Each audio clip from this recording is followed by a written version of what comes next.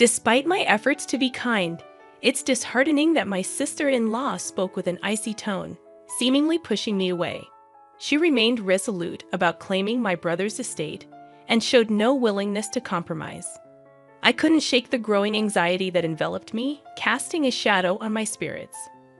I'm Kathy Morgan, a 27-year-old doctor at a university hospital. My brother recently passed away, and today marks his funeral. I find myself at his house, surrounded by people who remember him. Amidst the crowd, Jocelyn, my brother's wife, approached me. "Ah, there you are, Kathy. I'm glad I found you. You've been working hard today. Could we talk over there for a bit?" Jocelyn asked, initiating a conversation. "Yes, Jocelyn." "Sure," I replied, following her.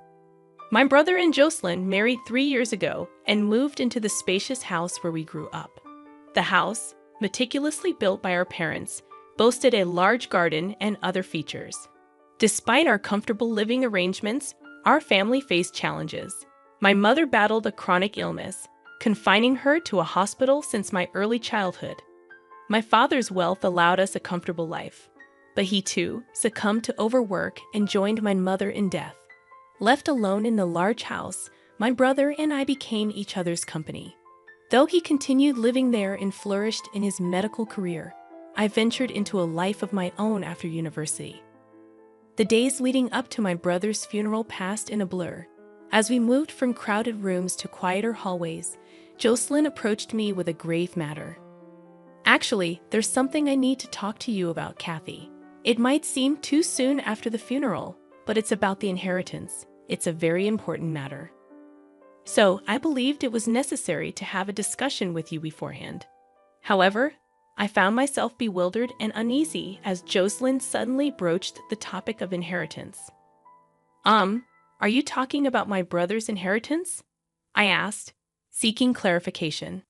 "Yes, that's right.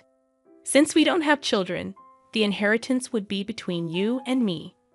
Legally, I would get 3/4 and you 1/4, so I would inherit $1 million, Jocelyn explained, her hand covering her mouth, a subtle smile forming.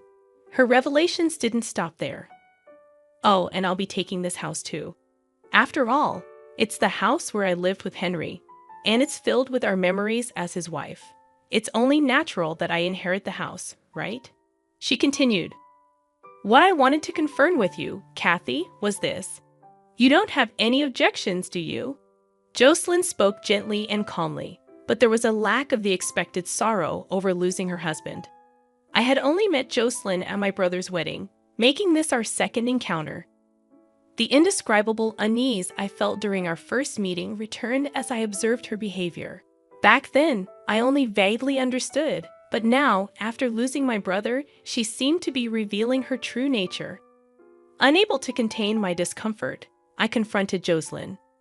"Jocelyn, I think this is not the way such important matters should be discussed. Properly, on another day," I asserted. Upon my objection, Jocelyn suddenly turned distant. Her previously calm face tightened, and she looked at me with cold eyes. "Oh, is that so? I'm trying to be nice, and yet you don't understand. What a pity. Well, I have a reliable lawyer. I will make sure to get my share of the inheritance," she said, her tone condescending. "I married Henry because he came from a wealthy family. Why would I marry such a serious and boring man for any other reason? He was truly uninteresting, and I'm genuinely relieved that he's gone from this world." I couldn't believe what Jocelyn was saying. My bad premonition about my sister-in-law was proving true. Did my brother know this side of her? If he did, why did he choose to marry someone so unsuitable for him? Shocked and unable to say anything, I watched as Jocelyn walked away, having said what she wanted and seen my reaction. She probably felt there was no need to stay any longer. I stood there frozen, overwhelmed by complex emotions. Even after returning to my own home, I felt downcast and engulfed in gloom. I had a feeling that more unpleasant things might follow, leaving me restless as these thoughts weighed on me. I found myself reminiscing about the years spent with my brother, feeling as if my heart would burst. Realizing I was now alone, tears involuntarily traced my cheeks. Then, a precious promise I had made with my brother vividly came back to me, as if I were seeing it right in front of my eyes. Kathy, I decided when I grow up, I'll become a doctor. One good enough to cure Mom's illness. If Big Brother is going to be a doctor, then I'll become one too. We'll study together and find a cure for Mom's illness, right? Let's work hard to become doctors together. Then Mom will surely get better. My brother had declared, his face beaming with happiness.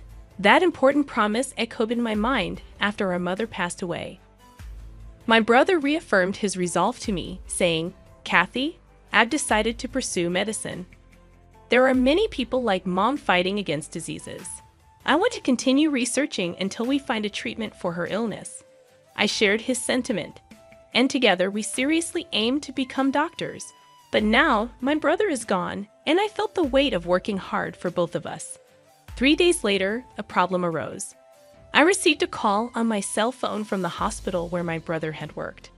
The caller, Robert, a subordinate of my brother, apologized for contacting me suddenly and expressed a need to discuss something regarding Henry's wife. Agreeing to meet at the hospital, I waited in the cafeteria for Robert. He soon appeared and got straight to the point after a brief greeting. He explained, Actually, yesterday, Jocelyn suddenly came to the ward. She brought some sweets, saying my husband received great care here.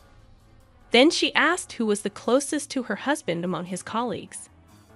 Describing Henry as kind and dependable, Robert recounted their college days and work experiences.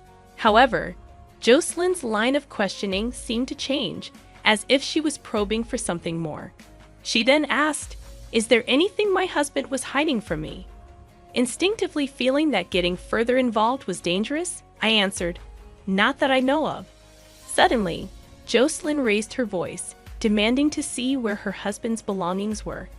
She insisted that she could check them right there, threatening consequences if anything hidden was found. Understanding that Jocelyn was searching for something related to the inheritance, Robert explained that he refused her request, citing the confidential and personal nature of the ward. However, she was later seen wandering around the hospital, probing other staff. I couldn't forgive Jocelyn for barging into my brother's workplace and troubling unrelated people.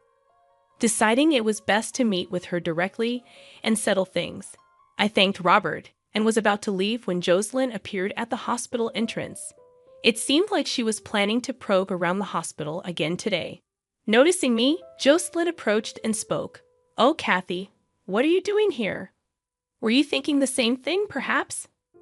I found myself speechless, maintaining a silent demeanor as Jocelyn suddenly burst into laughter. You're searching too, aren't you? You don't have to hide it. Searching for what? Pretending you don't know Henry's will. He must have thought that if I got it, nothing good would happen. He would have written a will to prevent me from getting the inheritance. If he did write one, he must have given it to someone without hiding it, so I probed you. But it seemed you didn't know, Jocelyn remarked, continuing her tirade despite my silence. But really, Henry's sister, not knowing anything, he must not have trusted you. You didn't hear anything even when Henry was suffering, did you? Henry didn't rely on you, it seems, she continued, her words hitting me like a barrage. My head spun, and I gradually lost track of what my sister-in-law was saying. Given your reaction, you really didn't know.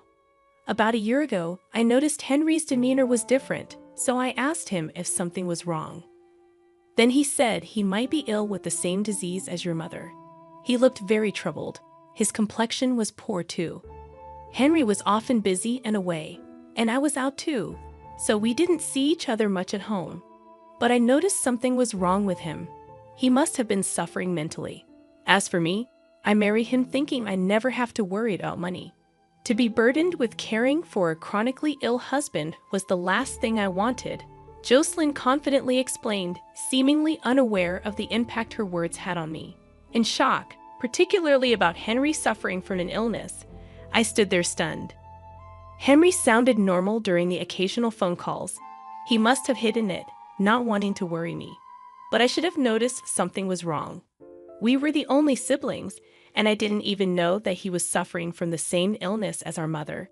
It was terrifying, especially since I had witnessed our mother suffer from it. While I was lost for words in shock, Jocelyn pressed on. Are you blaming yourself, Kathy? Honestly, you and your brother are too serious and gloomy. It's sickening. I can't wait to get the inheritance and say goodbye to such dreary people. After her cutting remark, Jocelyn was about to leave when Robert's voice came from behind me. Excuse me, is this really a conversation to have in the middle of a hospital? Frankly, it's a disturbance. There are other patients here. If you're done, please leave. Robert, is that you? Were you eavesdropping just now? That's very polite of you. Even if Jocelyn raises her voice, if it's a conversation I don't want to hear, I can't help but overhear it. Jocelyn retorted, turning around with a surprised expression. Ah, Dr. Hansen, weren't you abroad? When did you return? Ah, yes, that's right. I departed from there the day before yesterday and just returned. I was supposed to come back sooner, but my flight was delayed. You're Kathy Morgan, Henry's sister, right? I was just about to go see you. This is perfect timing. Yes, I am Henry's sister. I awkwardly responded to the sudden conversation. Scott, seemingly searching for something, began rummaging through his bag. Where is it? Ah, here it is. Here you go. This is Henry's will. He asked me to give it to you if he died. Sorry, it's late. I'm glad I could finally deliver it, Scott explained, handing me Henry's will enclosed in a brown envelope. I couldn't help but wonder why my brother gave the will to Scott. Why did my brother give this to you, Scott? I know, right? I've been friends with Henry for a long time. You might not remember me, Kathy. Do you recognize this? Scott showed me 3 moles on the back of his right hand. As a child, I saw those moles and said they looked like the Big Dipper. Ah, those moles. Could it be Scotty? Scott used to live nearby and was my brother's best friend. I affectionately called him Scotty, and we often played together. He moved away in high school, and I had completely forgotten about him. Kathy, you remembered. That's great. I reconnected with Henry when I became a doctor.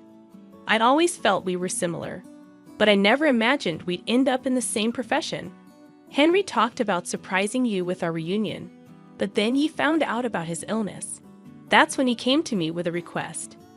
He knew I also had a law degree, so I guess that's why he trusted me with his will, Scott explained. Finishing his explanation, Scott turned toward Jocelyn, addressing her with a cold tone. Ah, about the inheritance, you might want to give up. Deceiving a kind-hearted person like Henry might work, but not with me. Unfortunately for you, Henry was aware of your cunning nature. He asked me to watch over his wife in case something happened to him. I've been getting reports from his subordinates about your abnormal behavior, Jocelyn. You were planning to find the will, forge it, and claim the inheritance, weren't you? But if it's too late now, it's in your best interest to back off quietly. Besides, Henry said the right use of the inheritance is something only my sister Kathy would understand. I see, so that's how it is.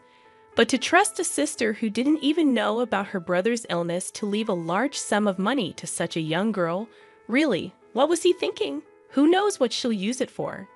Jocelyn maintained a defiant attitude, but her face had paled slightly. Looking around, I noticed a crowd had gathered due to the commotion.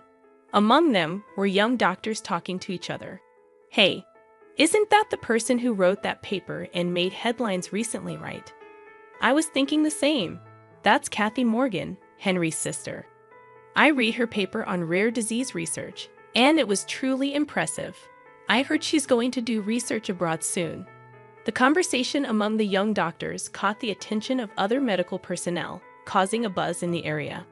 More discussions were overheard. Isn't that Henry Morgan's wife causing a scene? She's famous for being seen around Fifth Avenue. Oh, well, that's true. Shopping for luxury brands, going on trips, living a flashy life. I heard she's been supporting a gigolo. Maybe she's after the inheritance. That's possible. I mean, she's been wandering around the hospital, asking questions. It's creepy. Amidst various conversations, I realized I hadn't yet checked the will from my brother. I peered into the brown envelope in my hands. Inside, there was a piece of stationery and a white envelope marked Will.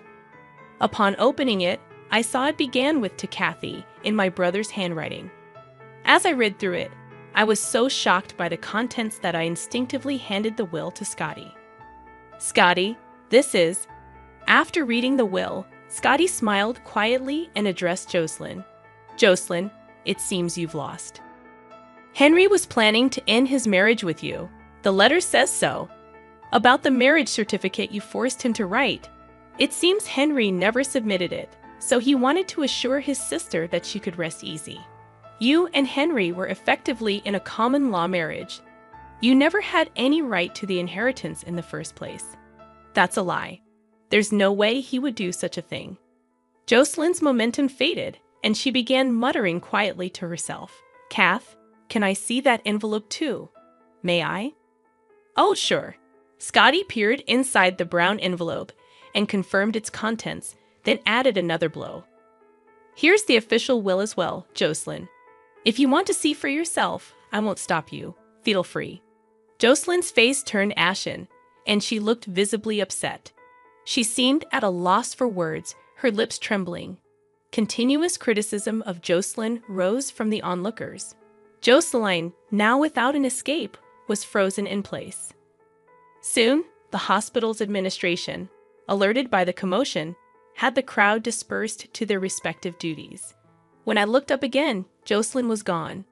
After that day, she disappeared from our family home and never reappeared before me. Following my brother's will, I inherited the estate. My research paper on the rare disease that affected my mother and brother received high acclaim, leading me to relocate overseas to continue my research.